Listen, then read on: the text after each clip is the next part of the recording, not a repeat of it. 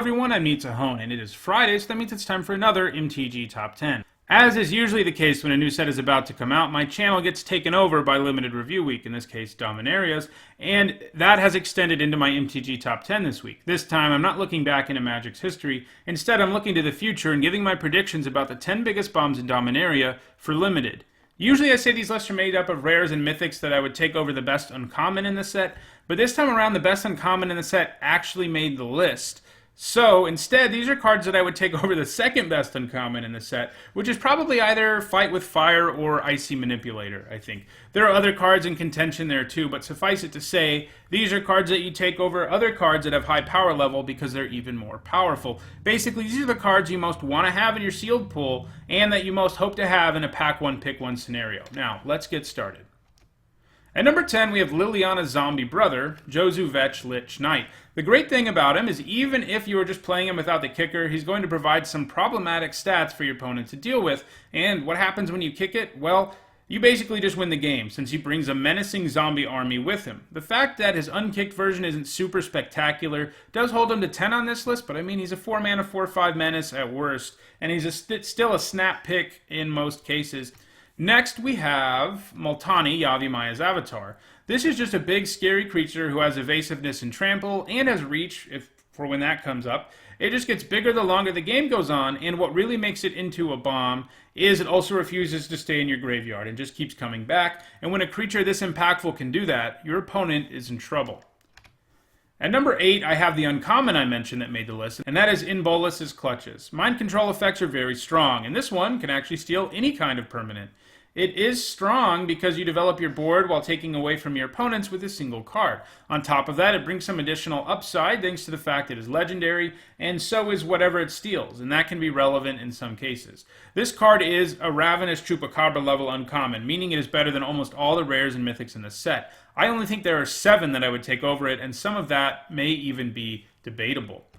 At number 7, I have the only gold card to make the list, Ariel, Knight of Windgrace. If this weren't gold, it would be way higher on this list, and even a contender for number 1, but being gold holds it back a little bit, since if you first pick it, you just can't guarantee you'll play it. If you do pick it, though, you should try as hard as you can to play it without sort of making the rest of your deck terrible. Don't force black-white if it's not there. Try to splash it if you can, but if you don't pick up enough fixing, don't splash it either. It has activated abilities that involve that mana too, so that's kind of a problem.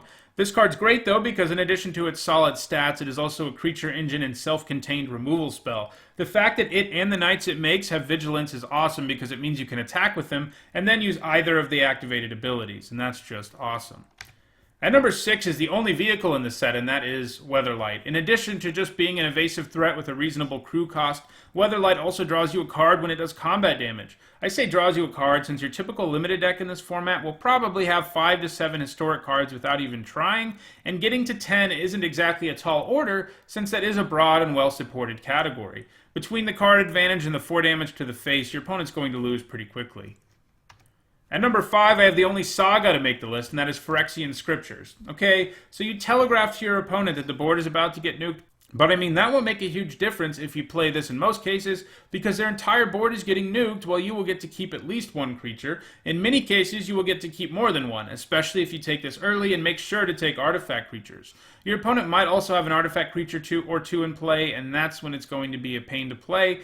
But most of the time, it'll benefit you more than it hurts you. It's sort of like Dune Blast if you play back in Khans of Tarkir. You get to pick a creature to survive and blow up everything else, and that's always a great effect. At number 4, I have a card that is actually a reprint and has been a bomb in limited formats of the past, and it's one of my favorite cards ever, and that is Siege Gang Commander. He just brings so much value for 5 mana, between the 4 bodies and the ability to launch goblins at your opponent's dome or at their creatures. You don't need additional goblins for this to be strong either, though it certainly doesn't hurt. At number 3, I have Baneslayer Lyra Dawnbringer, a 5-mana 5/5 with flying. First strike and lifelink is insane, and she also pumps all your angels and gives them lifelink.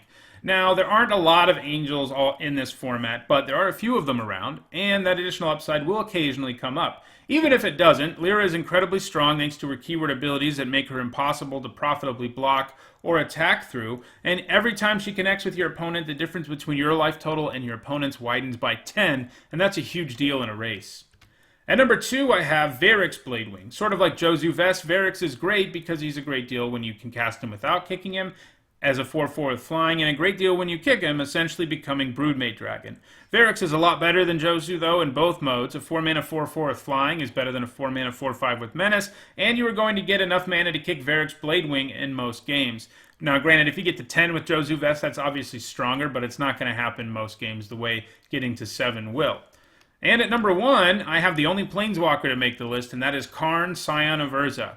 Just like Ariel's stock is hurt a little by being gold, Karn's stock is helped because he's colorless. If you can take him with your first pick or open him in your sealed pool, you get to play him no matter what. And it doesn't hurt that he's incredibly strong, granting you card advantage and making construct tokens that can help protect him. He does need a little bit of help to be able to protect himself effectively. Ideally, your deck has a decent number of artifacts to make the constructs better than 1/1s, but even if you can't do that, he's going to draw you a ton of cards before he goes down.